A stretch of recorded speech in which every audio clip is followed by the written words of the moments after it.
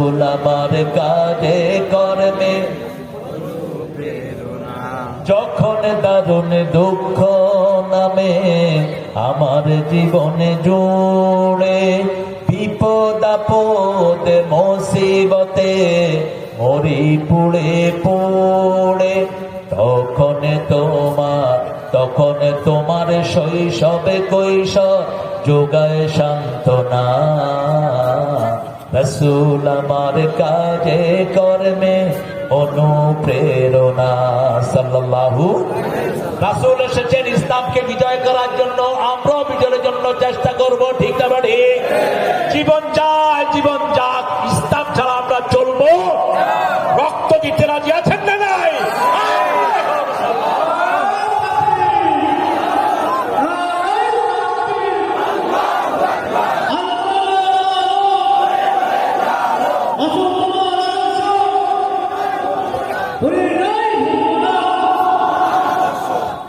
আল্লাহ কবুল করুন। আপনারা খুব ক্লান্ত হয়ে গেছে না?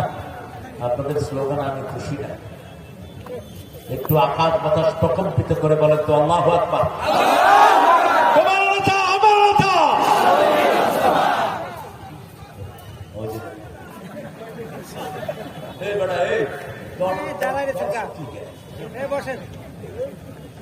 জোরে বলেন তো, তোমার নেতা আমার নেতা, তোমার নেতা আমার নেতা, সব নেতার সেরা নেতা, সারা পৃথিবীর এক নেতা, আর সব নেতা, আর সবগুলো কি জুতার ফিতা? কিসের নেতা? সারা জীবনে একটাও নামাজের স্মৃতি নাই নেতা। সারা জীবনে কত জিনা করেছে তার হিসাব নাই, কত চুরি করেছে তার হিসাব নাই। আর রাসূল বলতেন, ও বিবিরা, রাতের অন্ধকারে আমাকে যেমন দেখো, দিনের আলোতে যেমন দেখো, সবটাই মানুষের কাছে বলে দাও। কি নবী আমরা পেয়েছি! আল্লাহু আকবার। আয়েশা রাদিয়াল্লাহু আনহা বলছেন, আমাকে নিয়ে তিনি মরুভূমিতে দৌড় দিতেন, আমি ফার্স্ট হয়ে যেতাম। একদিন, 2 দিন, 3 দিন, চতুর্থ দিন ফার্স্ট হতেন রাহমাতাল লিল আলামিন। নবী মোর পরশমণি,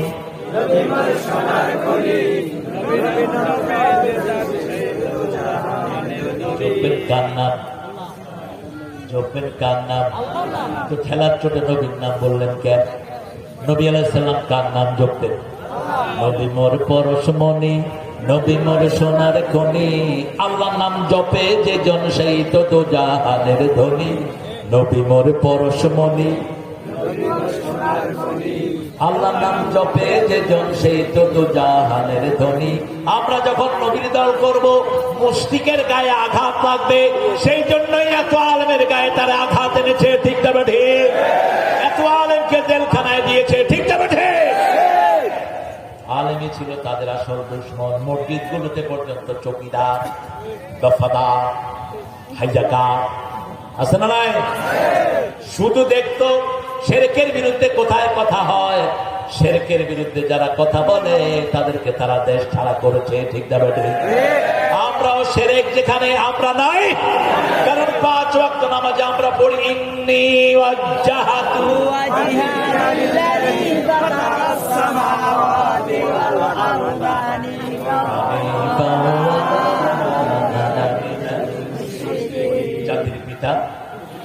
জাতির পিতা আরেকজন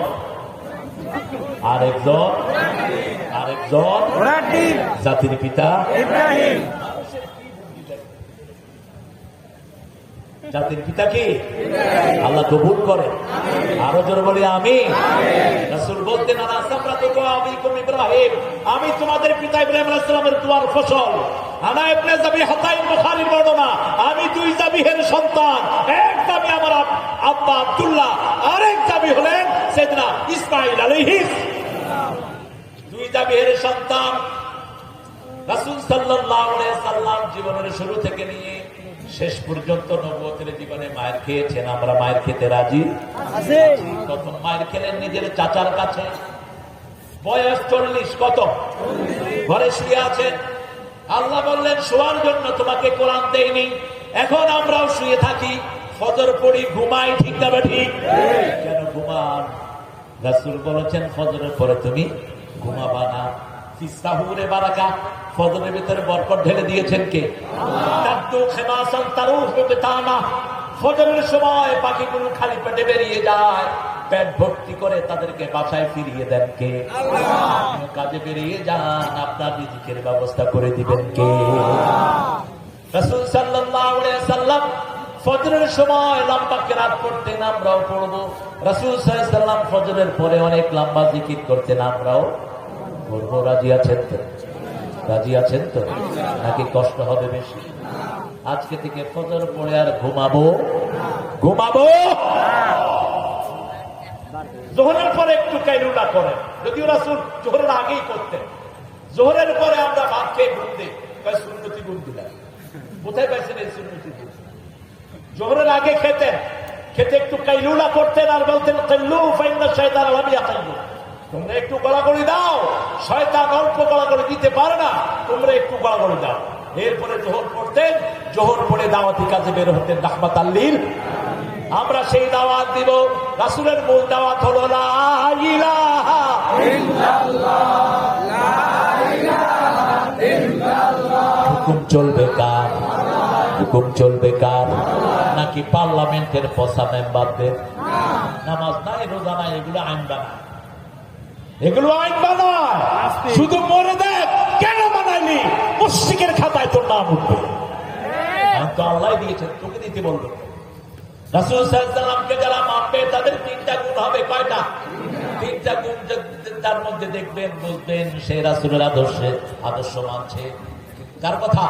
আল্লাহর কথা। আল্লাহ বলছেন সূরা আহজাবের 21 নম্বর আয়াত, লাকাদ কানা লাকুম ফি রাসূলিল্লাহি উসওয়াতুন হাসানাহ লিমান কানা ইয়ারজুল্লাহা ওয়াল ইয়াওমাল আখির ওয়া যাকারাল্লাহা কাসীরা।